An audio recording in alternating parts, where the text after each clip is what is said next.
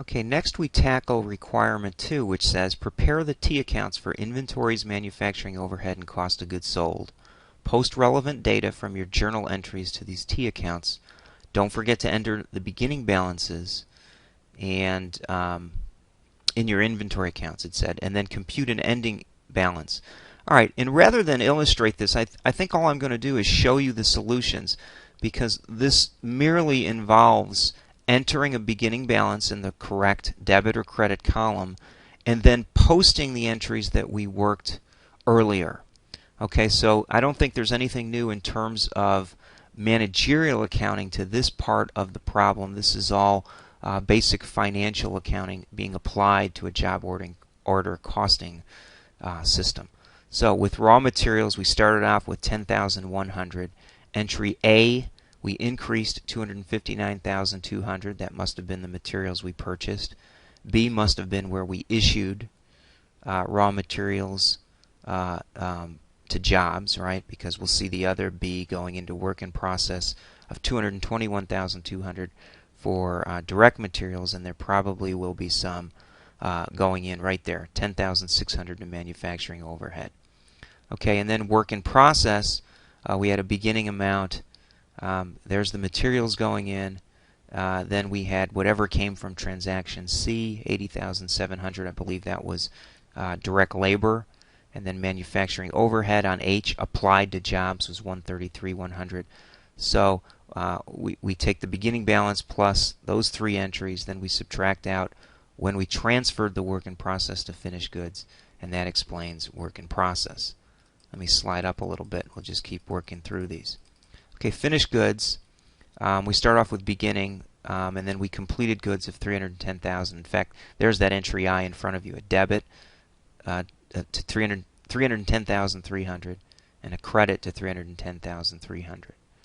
Okay, so we wound up with an ending balance of 11,000, and that's because we had sales where the cost of the goods sold according to the job cost sheets was 308,100. And then finally, manufacturing overhead. We have debits, which represent what's typically called spending. 10,600 was the spending for indirect labor. 60,500 I think was indirect materials. I may have that wrong. And then we had some other, various utilities and various other overhead spending accounts that were increased, right? We had spending. And then the credit was applying the manufacturing overhead at the predetermined rate and applying it to work in process. So we had on entry H a credit of 133,155 and a debit of 133,155. And then lastly, the cost of goods sold was increased by 300,100. The offset, of course, was a credit to finished goods right there. So there's the credit on entry J and the debit, and that takes care of requirement 2. Okay, let's tackle requirement 3 now, which asks, is manufacturing overhead underapplied or overapplied for the year? And you see on the screen here, I've included the T account for manufacturing overhead. Okay, so what we would do is we would add up the debits, compare that to the credit, and figure out whether the debits exceeded the credits. Well, we see that the ending balance is a credit, so that meant that the credit of 133,000 exceeded our spending, the various entries we had. Therefore, we are in an overapplied situation. Let me slide this out. You can see that is overapplied. Okay? Now I want to move this off the screen, and we'll tackle the next question, which says prepare a journal entry to close any balance in the manufacturing overhead account to cost of goods sold. Okay, so you know what? I should bring that back just for a second here. We were overapplied because the credits, the amount applied, exceeded the spending by 19,055. So I'm expecting to see a 19,055 debit to manufacturing overhead, which will zero out the manufacturing overhead account, right? If I put that down on the bottom, you should be able to see that. We add 19,055, the balance goes to 0.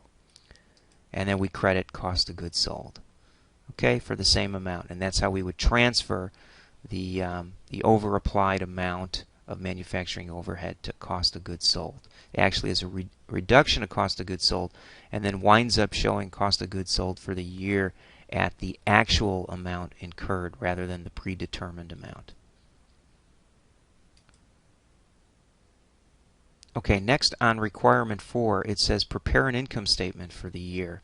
And let me show you what that would look like, and I'll show you any calculations we need to make. But they gave us sales, so sales were $498, and we would give it a title, right? We would give it the company and the income statement. We don't know what year it is, so we'll leave that off. Cost of goods sold was $289,045. Well, how did we come up with that? And now it's not. It's going to show up behind the other screen here. Let me slide on down, and I'll put this one. Let's just put it right. Right here is probably good enough. So how do we get cost of goods sold of $289,045? Well, we had $308,100 already recorded, right, from the entries we made, and then we have the credit of the $19,055 right there going to cost of goods sold. So the net is $289,045, and then the rest we just drop in based on the entries that we saw that took place outside of product costs, right?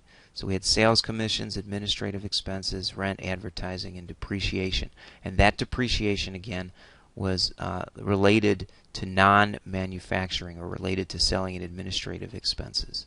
And when we do that, we're able to calculate net operating income. And that's this problem, everyone. Thank you.